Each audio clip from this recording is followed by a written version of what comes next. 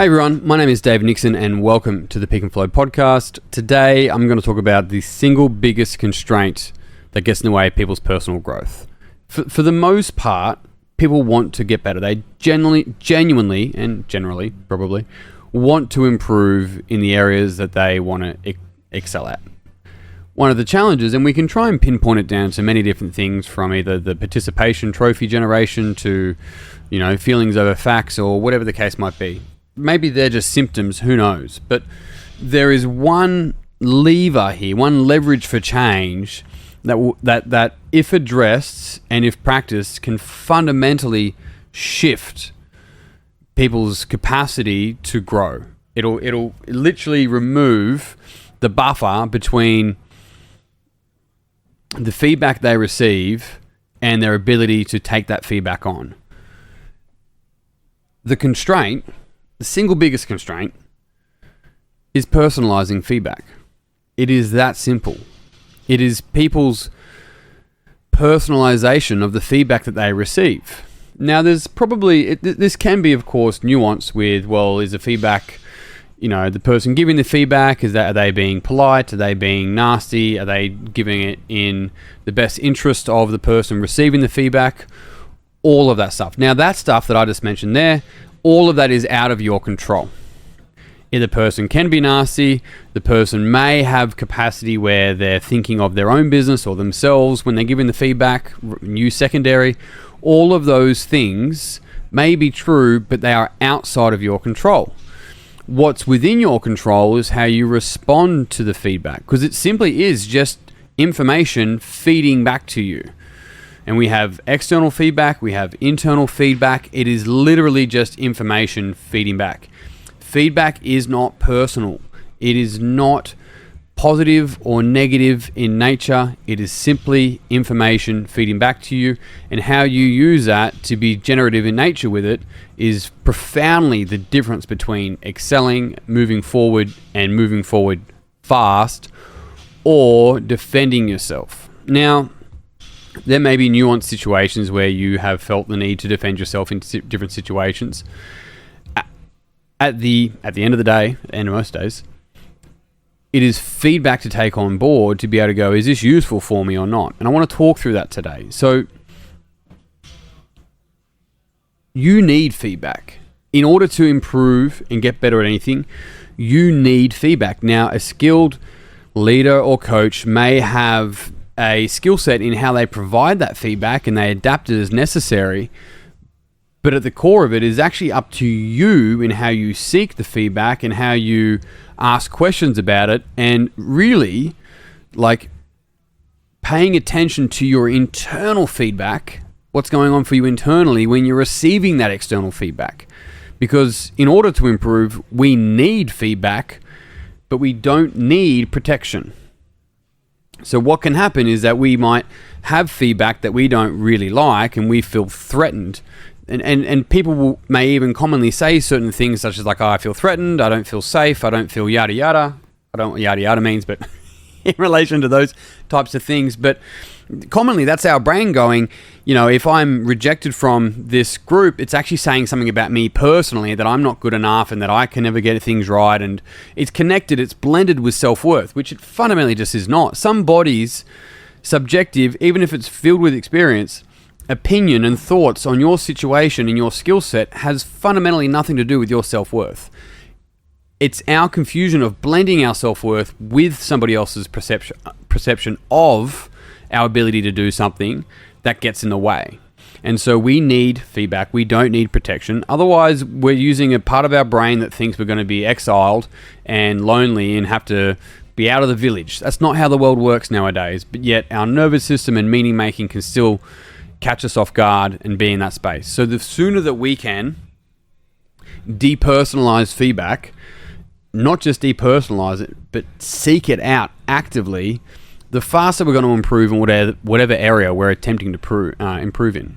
It really simple. It is the biggest leverage for change. There's a couple of different ways that we can go about not only seeking feedback, but also how we receive it. Firstly, though, one of the key things on feedback is that the faster we can seek feedback and the faster we get feedback and the faster we can move through what's really called the 3 R's, which is receive, reflect, and respond. The faster we can move through that, the more desensitized we get to people's feedback. If we're able to have perspective on the fact that feedback is true and incomplete, everyone's feedback is true and incomplete because they'll have a perspective which is still, filtered with a bias and a lens.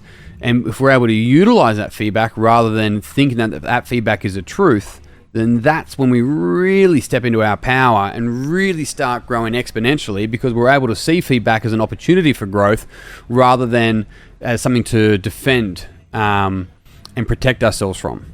So what are the 3 R's? Well, we want to receive, reflect, and then choose our response.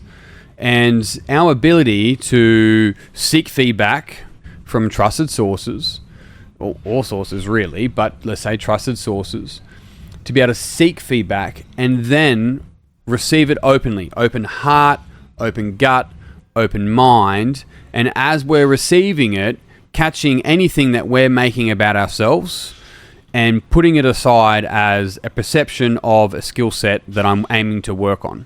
We see it objectively, we're able to actually take it on board and utilize it objectively. It's when we make it about ourselves, once again, that gets in the way. So we receive it, we reflect on it in the sense of going, is that a pattern? Is that true? Have I seen that show up? Have I heard it before?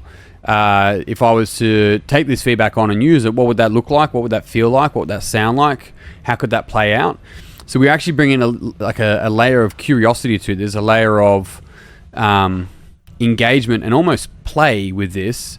Curiosity with a sense of future, a sense of optimism, a sense of playfulness allows us to receive that feedback and see how that could play out had we utilize it instead of personalizing it. And then response. How are we going to choose to respond to the feedback and our reflection of that feedback? And what I mean by that is if we're aiming to develop and grow and improve, are we going to choose a response where we can take that feedback on and try it on and see how it feels and see if it's going to work for us moving forward ourselves?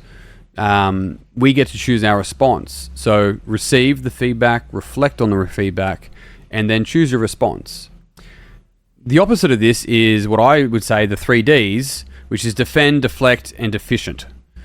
When we get feedback, we defend it. It's like, oh no, that's, it doesn't always happen that way actually. We defend, or we deflect it. Oh, well, it's different because that person did this. We don't actually take it on board, we deflect it, which is a part of defending anyway. Or we think we're deficient. Not just because there's a difference between worth and confidence. Self-confidence and self-worth are not the same thing.